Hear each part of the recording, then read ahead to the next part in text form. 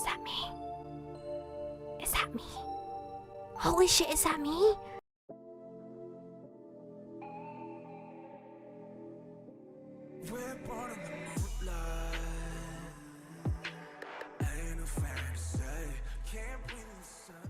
Hello beautifuls, this is Aromie here. Welcome back to Changeling. We are here trying to run away from this motherfucking drifter that's trying to steal more of our hair, I'm assuming. Ugh. Running through a scraggly forest was never easy, but with shoes and jeans I at least didn't have to worry about as much about the brambles, just turning an ankle or falling on my face. It seemed like I was spending a lot of time running around forests in the dark lately. It wasn't red. It was still behind me, whining about my hair and chasing me. Great. How the hell is that my problem? No one asked you to pull my damn hair out anyway. I didn't know if it was a fate or something else, but it definitely was not normal. I had no idea why I was obsessed with my hair. Then again, why did Faye ever do anything? Even Ewan had said they were compulsive weirdos. Danny, Elliot, where the fuck are you two? Please! No one was answering. I thought I could hear one of them calling for me in return, but it was so far away. Like there was a thick barrier between me and them. The drifter was coming along behind me, and I wasn't sure what I should do at this point. Last time I ran through the woods like this, I nearly died. Try to lose it by hiding somewhere? Keep trying to find a way back. It's like a life or death situation. If it was me, what would I do? I don't think I should be running around aimlessly. I feel like knowing one of them, maybe Danny, also stepped into the clearing and is trying to find me. So I feel like I should try to lose it and hide somewhere. I knew I could not keep blindly running. I was going to end up getting hurt, or I was going to fall in some dark ravine, and this time Danny wouldn't be there to catch me. There was a fairly deep gully in front of me. I didn't think it was so deep I couldn't get down the side safely, though. I stopped right at the edge, glanced back once when I thought I heard a voice. Someone's there. Startled, I took a step back. The soft earth at the edge of the gully crumbled under my weight. I let out a short scream as I slipped sideways, reaching out for anything to stop myself from falling. My hand closed around a branch, but it snapped off. I pitched forward, my hands catching on fallen branches and tangled brambles as I went headlong through another spider web. I tried my best to curl into a ball and protect my face and hide as I continued to tumble down the rest of the slope. Jesus! I was lucky it wasn't that deep, but I still hit the bottom hard. I lay there with the breath knocked out of me and my right wrist hurting, but otherwise fine. I tried to sit up, nursing my injured wrist as I wiped up my face to try to get the rest of the spiderwebby feeling off. I looked around, trying to get my bearings. The first thing I noticed was how bright the forest was again. Daylight was fading, but I could see it again, and the wisps were gone. And my pack, she's over here! I heard a familiar voice call out softly, and there were sudden heavy footfalls headed my way. I tried to drag myself to my feet, still keeping my wrist tucked close to my stomach. Oh, there you are! I started. Sean? What the fuck? Whoa, I didn't expect to see him. I thought it was gonna be like Danny or Elliot. I squinted at him through the gloom as another figure appeared behind him. Derek, of course. They weren't knights in shining armor, but they were better than than that drifter, wherever it was now.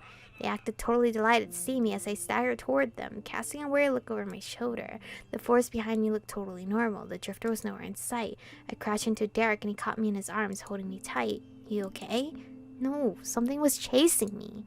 I held on to him tightly because I was just so glad to see someone, anyone. What, can I hold on to Sean? Jesus. I like Sean more than Derek. I don't see anything, even though Sean's rude as shit. I think I lost it. What were these two even doing in the woods, or out in the woods anyway? I was with Elliot and Danny, but we got separated. Yeah. Embarrassed that I was clinging to a boy I barely knew, I tried to push away from him, but Derek held me tightly in place. He leaned down and whispered near my ear. Oh, fuck. God damn it. You sure you shouldn't be running from us? Suddenly afraid, I looked up at him. His eyes glinted in the fading light. Let go of me! Sorry, Red, can't do that. I tried to struggle away, attempting to wrench my way out of his grasp. Derek's hand clamped over my mouth. Grasping my jaw tightly, I tried to bite him, but he just laughed. Not going to work.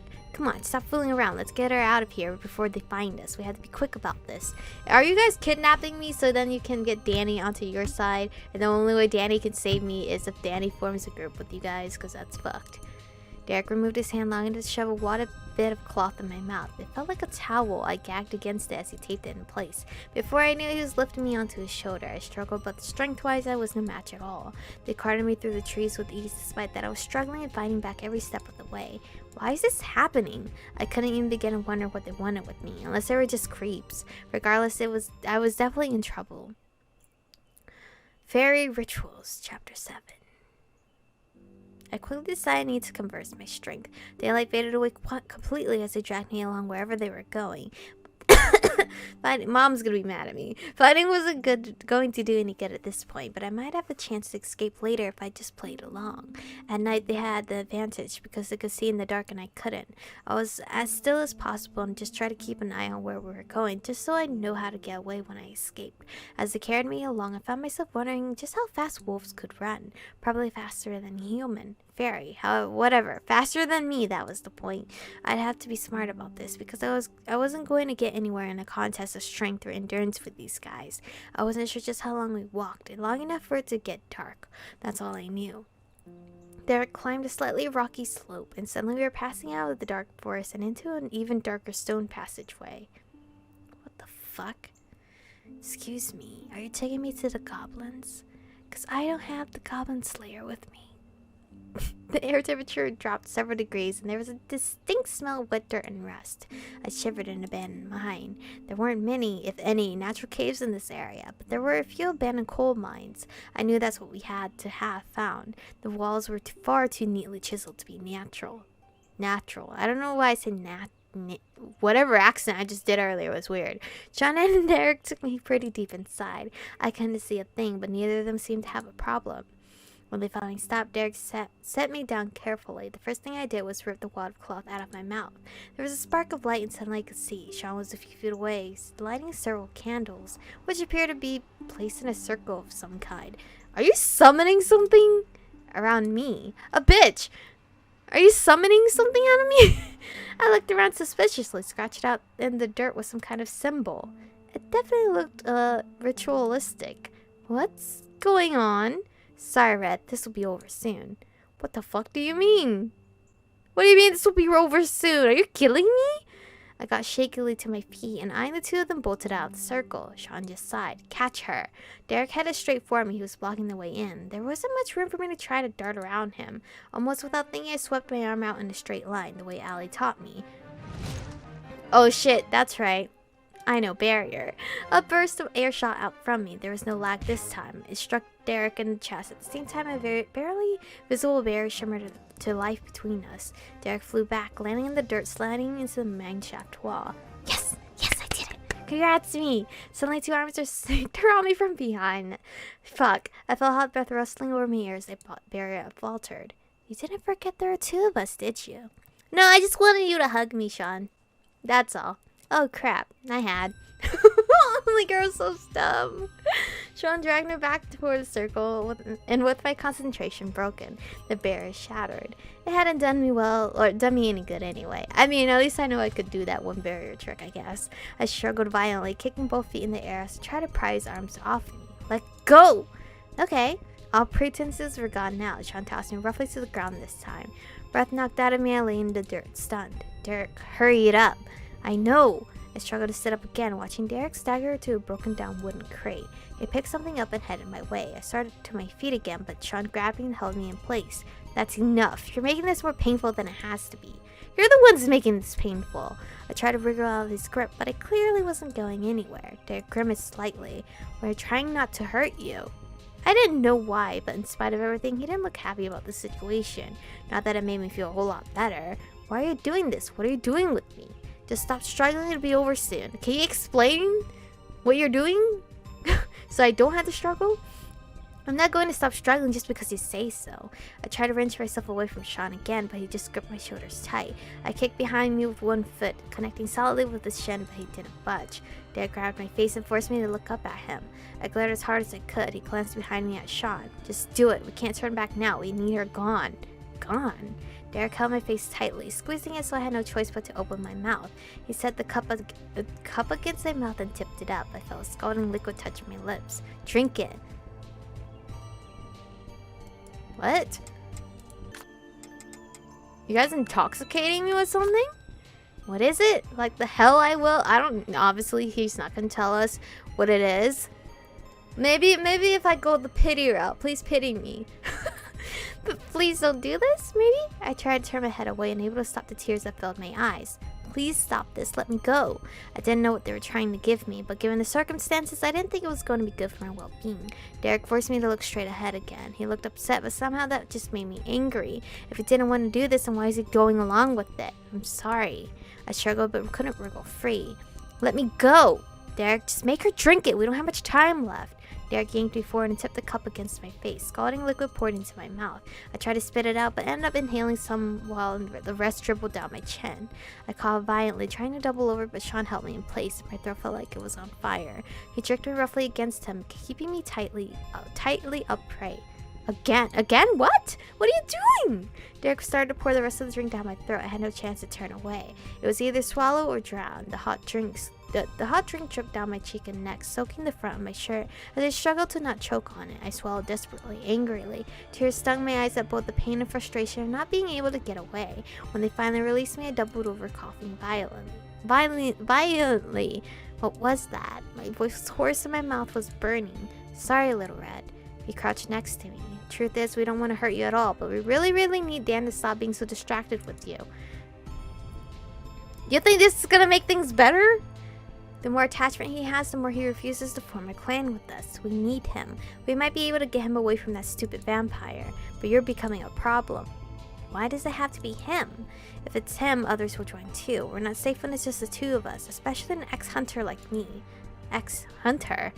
Dan's got a reputation. If he joins us, a lot of the loners in the area will too. And none of the major clans really want to get tangled up with someone who has connections with the PSI. Just join another clan. Do you think we haven't tried that? No one's going to let an ex-hunter join them just because he was dumb enough to get himself infected. My family exiled me for being infected, and no clan I dared approach wanted anything to do with me. Wow. Derek was ousted from his chest because he dared talk to me, much less. So Sean was a hunter of werewolves, but then he got infected by a werewolf and became a werewolf? Is that what you're telling me? Hunters kicked me out and werewolves don't want me. What the hell am I supposed to do? We're as good as dead on our own. It's just a matter of time. Well, Sean has such a great backstory. I would totally go after him if he was one of the dateables. I slowly picked myself up, feeling queasy and faint. And your sob story doesn't really make me feel sorry for you.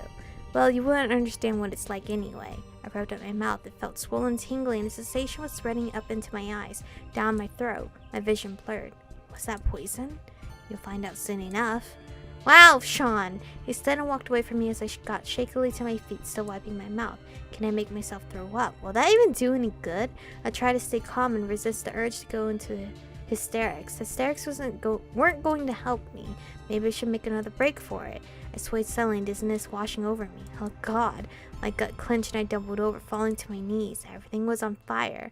It started at my chest and rapidly spread to my feet and hands. My vision went completely weird with spots and dancing squiggles. I squeezed my eyes shut. It's so hot. Everything was burning. I was burning up. What was that? I fell to the ground, tasting dirt as I lay still. The strength slowly sapped from my limbs. Someone's hand touched my head. Sorry, Red. I hope you don't hate us too much. My vision faded. Am I dying? Danny. Spencer. Oh, wow. I thought it was Spencer's second. Still a loving sister. Don't at me. Mom, someone help me. Wow, what about Dad? Come on, man. Somewhere at the back of my mind, that familiar voice stirred to waking. I tried to move, tried to stand. Sleep now and you'll wake soon enough. Another presence was there with me. Who are you? Where did you come from? I have always been here. And that was the last I remembered. Is that me? Is that me? Holy shit, is that me? What have you done? So that's your true form. That's me? Bitch, I look good. Answer me, dog. Who the dog? Just a little home remedy for making changelings let you go home. The white-haired woman stood and brushed herself off. She leveled blue eyes at the two werewolves, glaring at each one in return. She had bent to pick up the cup abandoned in the dirt, running a finger along the rim. Foxglove, where did you learn about this? 2 wolf pups like you shouldn't have this kind of knowledge. We had a little help from one of your kind. She hissed angrily. That cat traitor, she'll pay for this. What's her name, guys? Come on, tell me. Not our problem. Well, this your contract is broken, isn't it? We did the T, the circle. The T. With you out of the way, Dan will be much more willing to compromise. He's already lost the football team. His family's upset with him. And now his girlfriend will be out of the picture. We were boyfriend and girlfriend? Since when? I didn't know. You're after an alliance with the other wolf pup, but he refused because of his deep ties to other humans, yes? Sean and Derek were silent. So you're determined to break those bonds. Not your business. You were supposed to leave, right? Yes. Her eyes went far away as she looked to the mouth of the mine shaft. The call of fairy is strong and the boundaries of the kingdom are near. With the contract broken, I have no need to stay. But you may find your trust in that cat misplaced. What do you mean by that? Remember well that at the breaking of the contract, it is our obligation to return the child we took. And since she would have kept her bargain if not for your interference, we will do so. We already know that. But that... Wait, what? I don't understand. But the original won't have any memory of Dan because she's been spirited away to fairy for the last, 10, 11 years? We don't care about her. You're the one who's been in her place all this time. You're the one we want to get rid of. The woman smiled faintly. So this is the person that was in my body? Well, she's banging, okay? I wish I could be her. No fairy's gonna tell the entire truth, not even her, fools. Weren't you leaving? Yes. She walked to the mouth of the mine shaft, the last of the glamour fading away. She looked back at them, raising an eyebrow. We won't forget this. And with that, she was gone. Am I gone too? Is my body still there? I don't understand. It was dark. My limbs were heavy with sleep. There were voices around me, a cool hand on my forehead. I felt as if I was being carried through the air. Freezing wind rushed over me. The sound of it roared in my ears, and I had the strangest feeling of speeding high in the air above a darkened forest. I couldn't see anything, but I could feel the gentle swaying motion. Through the sound of the wind, there was a barely audible whisper in my ear, a voice that was so familiar, soft, slightly raspy. Goodbye. Another dream. I wasn't walking this time, though. There was no sensation of feet moving through underbrush, just the cold air. A sudden pinpoint of light appeared in the empty void, and another. What the fuck? Wait, does that mean I'm a normal human now? Because she was out of my body? The darkness faded to a night sky painted with endless stars, and I was standing in the grass, staring up at them. Where? How did I get out here? I looked around in confusion. Where am I? I was not at my house. Whose yard was I in? And the stars. This wasn't the city. Holy shit, my memories. How far back did they wipe it? No, wait, we moved recently. This was a new house. Right, I remembered that. Why did it feel like my head was stuffed with cotton? What was I doing outside? I touched my temple and rubbed it. My head hurt, and my memories were so fuzzy. I couldn't remember what I had just been doing. My bare feet were freezing, and I pulled my unfamiliar jacket tighter. It was so cold. Michiko? Mom? Honey, I didn't know you were back. Danny called earlier to say you might be a while. Back from where? Danny? Did Ellie and Danny drop you off? Who? Wait, no, I know them. The images of 2 faces flashes in my mind. That's right, I knew them. I knew Danny. I definitely knew him. Michiko, honey, what are you doing out here? She came along beside me and peered at my face, worry creasing her brow. Michiko, are you okay? I don't know. I don't know, honestly. I had managed to work out. Based on what Mom had said, it was Halloween. Danny, Ellie, and I had left earlier this evening to wander around the neighborhood together. I concocted a somewhat believable story about them dropping me off, then me dozing in the backyard after deciding to stargaze for a bit. I wasn't entirely sure Mom bought it, but it let me get upstairs without her realizing my memories were in absolute tatters. Dad had thankfully apparently decided to spike some punch at some point. He and Mom were both tipsy enough, and I managed to make it to my room without answering many questions. I was glad because normally she'd have noticed how shaken I was. Everything was wrong. The house, the yard, the sky, me. My hair was longer than I remembered. Way longer.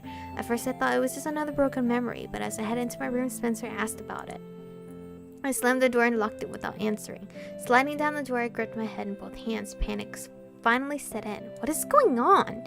Nothing made sense. My memories were a complete mess. I took deep breaths and tried to piece together what was missing. I remembered moving. I remembered Grandpa being sick. I met Dan and Elliot because they lived next door. I remembered a strange room flashed to my mind. The club room. That's right. I had joined a club because I jumped to my feet, still holding onto my head as a ton of memories poured in. I had joined the club because I found out it was Faye. Danny was a werewolf. Elliot was a vampire. But what happened tonight? I remembered I went out with Dan and Elliot. We were walking, and then nothing. I shook my head, trying to clear away the fog, but there was nothing there. My mind felt like a puzzle with 100 missing pieces. A soft chime interrupted my thoughts, and I fumbled around my pocket for my phone. I pulled it out and stared down at it, still trying to piece everything together. When I opened the message center, there were dozens of texts from Danny, Elliot, and Allie. The most recent was from Allie. Michiko, where are you? Danny said you guys were separated. Are you okay? Michiko, please answer. Michiko? Oh my god, Michiko, please tell me you're okay. While shaking hands, I quickly texted her back. I'm okay, not sure what happened, need to talk. My phone rang seconds later. Hello? Oh my god. Okay. Hey girl, you're technically not the right person I'm supposed to be talking to. I'm supposed to be talking to Danny and Elliot. Group chat, please. I could hear the quiver in her voice. I'm okay, I think. My head twinged again. I tried to rub away this thing of pain. What happened? We were all worried sick. Dan and Elliot are still scouring the woods for you. Oh my god, I have to text them. The line went dead and I pulled the phone away from my ear, staring down at it. So they also had no idea what happened to me. The phone rang again a few seconds later. Oh, Danny. Hello? Michiko, are you okay? I think so. What happened? I can't remember.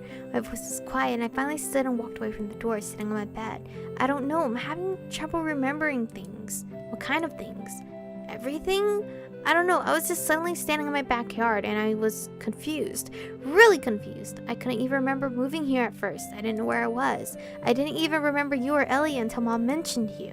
I only vaguely remember going out with you guys. Then nothing. I don't know what happened. Danny? I'm sorry, I shouldn't have left your side, not even for a moment. Elliot said you were standing next to him and you stepped into the clearing and just vanished. We're pretty sure you stepped over into a ghost road or a fairy road. He could hear you calling for him, but he couldn't see you, and suddenly your voice faded away. You don't remember how you got back to your house? No, I'm trying to piece together everything that's happened since the move. I think I'm missing bits and pieces from even before that, too. I remember the move now, and I remember the club. I remember a brown-haired boy with heterochromia? Ewan. Right, Ewan, in a blonde with glasses. That's Corbin. We had lunch at his family's cafe. Oh, yeah, I remember that now. I shook my head, trying to clear the jumble to no avail. My memories are just a mess. I could practically feel him frowning over the phone. I'm so sorry. It wasn't your fault. Don't blame yourself, okay? Please don't blame yourself.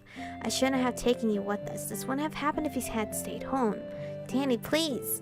My voice broke. I didn't know what had happened, but I was okay. I really was. Probably. I took a deep breath. This has happened twice before. More or less. It's not your fault, okay? Yeah. I didn't think you believed me at all. Are you okay? I'm okay. Elliot's a mess. Allie said she'll call him and let him know if you're okay. He feels terrible. He says he's scared of you. I don't think so. I don't think Elliot could scare me if he tried. Michiko, are you sure you're okay? I am. I mean, I'm not hurt. My shoes are gone. That's weird. And my hair is longer. I don't know what that's about. My mom didn't even notice my hair got longer. Oh shit, I'm so over time. Anyway, I mean, this is getting pretty litty, but it kind of sucks. I mean, at least I'm not completely like having amnesia where I can't remember anything until like something triggers it. Like taking forever to remember things. It seems like if someone mentions it, I was like, oh, okay, I remember that now. So someone needs to sit down with me and tell me everything. Obviously, they can't tell me about the Derek Sean part because they don't know about that. I don't know about that until one of them tells me. And I feel like Derek is gonna break and tell us because he seems like the more kind-hearted out of Sean and him. So yeah. Anyway, thank you guys for watching today's episode. Stay beautiful, and I'll see you guys in the next one.